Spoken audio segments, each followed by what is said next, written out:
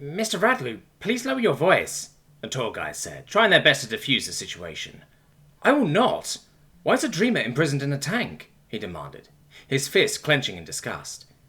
Such passion, such fire, a synthetic voice called out from the tank.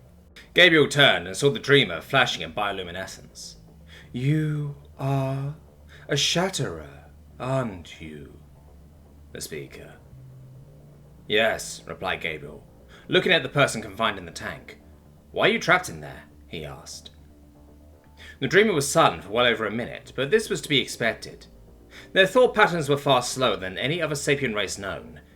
If Gabriel looked closely, he could see a dark mass located at the center of its body.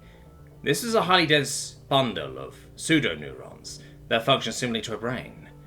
I was invited, the dreamer replied. I know your people have very delicate requirements, but aren't you mad being in a tank like that? Asked Gabriel, his rancor rising once again. More silence as the alien's glacial mind got to work. I do not know what anger is. Gabriel recalled something about this. The dreamers had no concept of fear, anger, hate, nor any true desires as any other sapient would understand them. Why are you inside of a glass box being gawked at? Asked Gabriel. I was invited, the dreamer repeated after another lengthy pause. Aren't you insulted? You had the whole of Quall to drift along, and now you are left with nothing more than a 10-meter box, explained Gabriel, hoping this would get the point across. Gabriel, what exactly is that? Asked Nish, pointing towards the dreamer. They are a dreamer, the only sapient race to evolve in the Class 1 habitable world, explained Gabriel. They were known about for centuries since Quall was first discovered, but it was not until a group of humans set up a research station on the planet that they were identified for the people they were. No, the dreamer replied, finally answering Gabriel's question.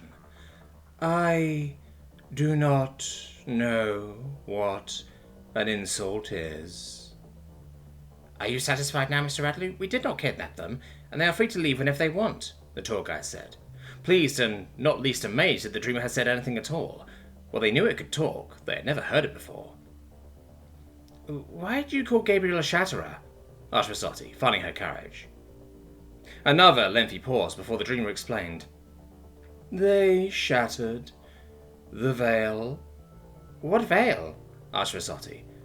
Of ignorance, the dreamer added after some time. Realizing that the alien would take far too long to describe the history of First Contact, even if it was so inclined, Gabriel had a feeling that the dreamer was only genuinely interested in him. However, that could just be his ego talking. My people let them know they were not alone in the universe. I recall an article about it. I believe one of the dreamers said it created a new sea to drift in, Gabriel explained, accepting that the alien's response was cryptic to anyone who was not informed. It looks like a massive wad of sick, Pista said, tapping the glass. Pista, don't be rude, hissed Nish, chastising her daughter for her ignorance and removing her hands from the glass. But it does, stated Pista, defending her earlier statement. What is that word Gabriel used for your people? I noticed that you have no voice of your own, so it must have been given to you, asked Errolor, who was both enraptured and a little disturbed by this truly alien person. At first, the dreamer said nothing, and Gabriel wondered if they were ignoring her, but then it replied, and he realized it was preparing for its longest sentence yet. We do not sleep. We are always awake. We dream while we are conscious. Hence the word dreamer, explained the Xenos. What's coal like? Asked Pista, rubbing her face against the dreamer's tank and mispronouncing the name of their homeworld. Gabriel tried to recall what he could from biology and explained, Quall is a very old world, so old that all geological activity has ended, and ended a long time ago, and is covered in a massive world-spanning ocean. It orbits a gas giant, which in turn orbits a red dwarf. Shouldn't Quall have frozen over if its carbon cycle is shut down? Asked Rossotti. She was not well versed in how to world's lifespans, but that was one thing she did know. Normal, yes, but the biosphere has taken over from the geology. The planet is also protected from having its atmosphere blown off by the low activity of its star, and the magnetic field of Host, much like Minigrad is, answered Gabriel. He hoped this would be the end of it, as that was pretty much all he knew. I thought red dwarves were very temperamental, said Errolor, recalling a physics lesson from her childhood. When Gabriel did not respond, their tour guide chimed in. Normally, yes.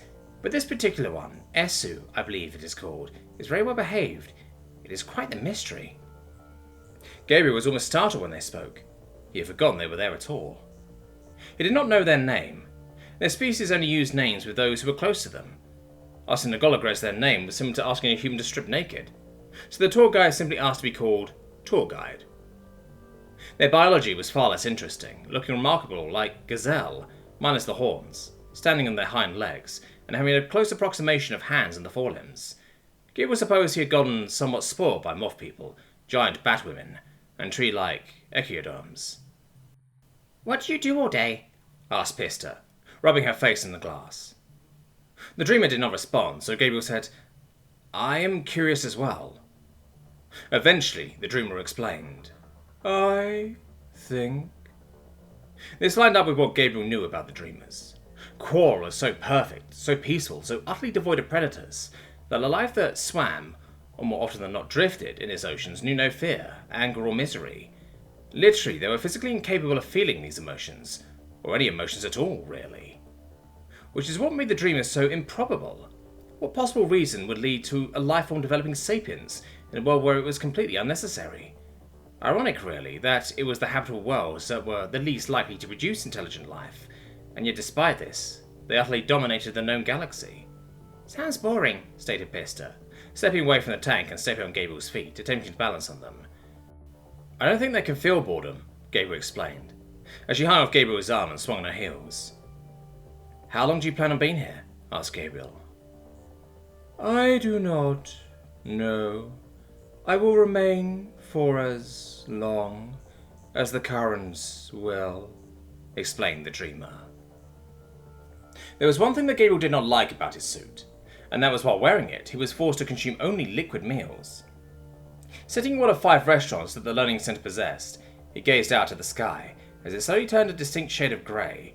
It looked as if rain was on the way. "Are you sure you two are okay with just that?" asked Nish, pointing to Gabriel and Erela's drinks. "Don't have a lot of choices, really," replied Erela, taking a slurp of her meaty broth from a metallic straw. Though it was, in reality, a fairly advanced piece of kit, its inner and outer surface was covered in a particular nanoscopic layer that prevented bacteria and other pathogens from growing, and even killing them outright. "You could have chosen something other than pureed meat," stated Gabriel, trying his best to stop the sick from climbing up his throat. "Like you're one to talk, you're drinking liquid moral," retorted Erela, pointing to the bottle of coke that gently fizzed in front of him. "Moral?" asked Gabriel, confused. She had used another pornoclimp word without providing any context. "It's a recreational drug I've embossed. Perfectly legal, but it can cause some serious problems in the quantity you have," Ella explained. It took a few moments, but he realized what she was referring to. "You mean the caffeine?" "Is that what you people call it?" asked Erela rhetorically. "And what are the bubbles in aid of?" she asked, this time genuinely curious. "They burn my tongue," explained Gabriel, taking another gulp of his drink. "Want a sip?" he asked, sliding the glass over to Erela.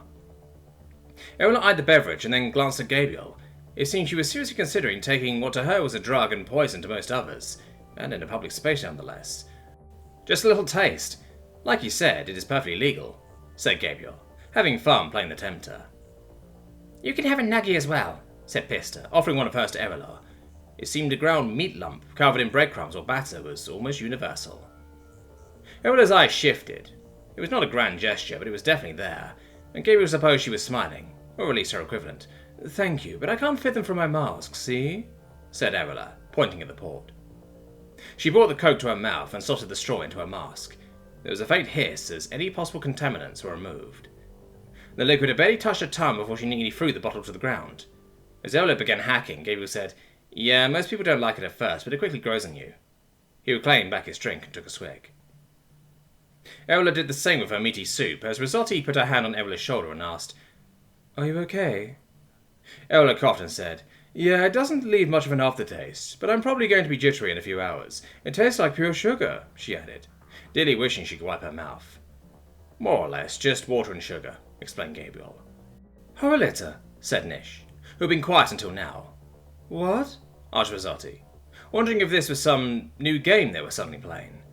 "That's what my people call it. Horolita. It's medicine for my people. They inject it into people's hearts when they are flatlining, Nish explained, putting her PDA down. So many uses, said Gabriel, tapping the table, resting his head on his hands. Gabriel saw something move in his periphery, and he almost screamed as Pista put the straw to her lips. Reacting as quickly as he could, Gabriel ripped the bottle from the founder's grasp. Are you insane? This will melt your insides, Gabriel yelled, as he held the bottle in the air and far out of her reach. Pista immediately recoiled and hunkered down as low as she was able.